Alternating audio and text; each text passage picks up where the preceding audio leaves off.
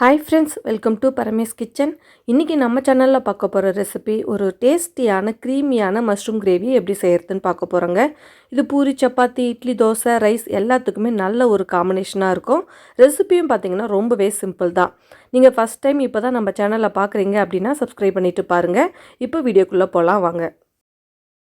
Mushroom gravy பண்ணுறதுக்கு ஒரு பாத்திரத்தில் 2 டேபிள் ஸ்பூன் எண்ணெய் சேர்த்துக்கலாம். எண்ணெய் சூடானதும் 1/2 ஸ்பூன் சோம்பு, ஒரு பட்டை, 2 கிராம்பு, ஒரு ஏலக்காய் சேர்த்து பொரிய விட்டுக்கலாம். இப்போ ஸ்பைசஸ் எல்லாம் நல்லா பொரிஞ்சது பிறகு நம்ம பார்த்திங்கன்னா 2 பெரிய சைஸ் வெங்காயம் பொடியாக நறுக்கி சேர்த்துக்கலாம். இது கூடவே ஃப்ரெஷ்ஷான கருவேப்பிலை, 2 பச்சை மிளகாய் சேர்த்துக்கலாம். இப்போ இது எல்லாத்தையும் சேர்த்துட்டு நம்ம நல்லா வதக்கிக்க போகிறோம். வெங்காயத்தோட கலர் மாறுற அளவுக்கு நல்லா வதக்கி விட்டுக்கோங்க. வெங்காயம் நல்லா வதங்கினதும் இது கூட 1 டேபிள் ஸ்பூன் இஞ்சி பூண்டு விழுது சேர்த்துக்கலாம். இஞ்சி பூண்டோட பச்சை வாசனை போகிற அளவுக்கு நல்லா வதக்கிக்கலாம். இப்போ இஞ்சி பூண்டு நல்லா வதங்கி எண்ணெய் பிரிஞ்சு வந்துடுச்சு. இப்போ இந்த டைமில் மசாலா சேர்த்துக்கலாம்.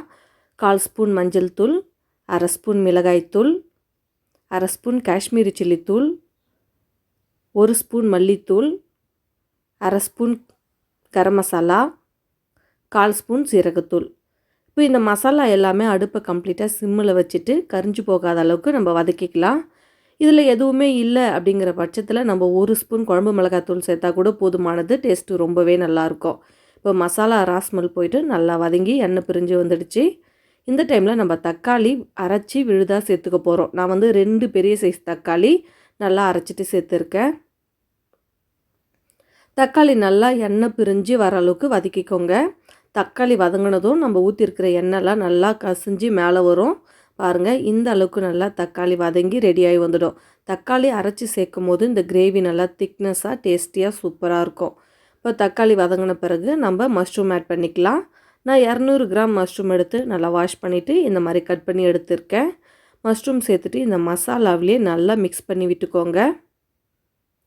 மஷ்ரூம் நல்லா மசாலாவில் மிக்ஸ் பண்ணதும் ஒரு 5 மினிட்ஸ் நீங்கள் சிம்மிலே வச்சுட்டு வதக்குனிங்கன்னா மஷ்ரூம்லேருந்து நல்லா தண்ணி பிரிஞ்சு வரும். பாருங்கள், இந்த அளவுக்கு நல்லா தண்ணி பிரிஞ்சு மசாலாலாம் அந்த மஷ்ரூமில் ஏறி ரெடியாகி வந்துடுச்சு.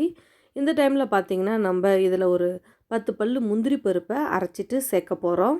முந்திரி பருப்பு பார்த்திங்கன்னா ஒரு 1/2 மணி நேரம் நல்லா ஊற வச்சுட்டு ஒரு மிக்ஸி ஜாரில் சேர்த்து இந்த மாதிரி பேஸ்ட்டாக அரைச்சி சேர்த்திங்கன்னா இந்த மஷ்ரூமுக்கு நல்ல க்ரீமியான டேஸ்ட்டு கொடுக்கும்.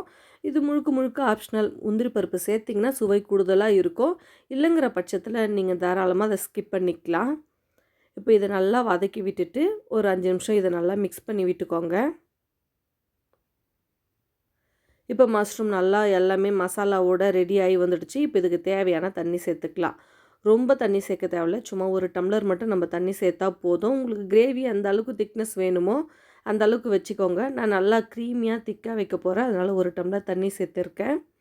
இதுக்கு தேவையான அளவுக்கு உப்பு சேர்த்துட்டு ஒரு பிளேட்டை போட்டு நல்லா ஒரு 7-8 நிமிஷம் நல்லா ஹை ஃப்ளேமில் வச்சு நீங்கள் கொதி விட்டு எடுத்திங்கன்னா மஷ்ரூம் நல்லா திக்காக க்ரீமியாக டேஸ்டியாக ரெடியாகி வந்துடும். பாருங்கள், நல்லா கொதித்து நல்லா கிரேவி சுண்டி வந்துடுச்சு. இப்போ கடைசியாக நம்ம கொத்தமல்லி தூவி இறக்கிடலாம்.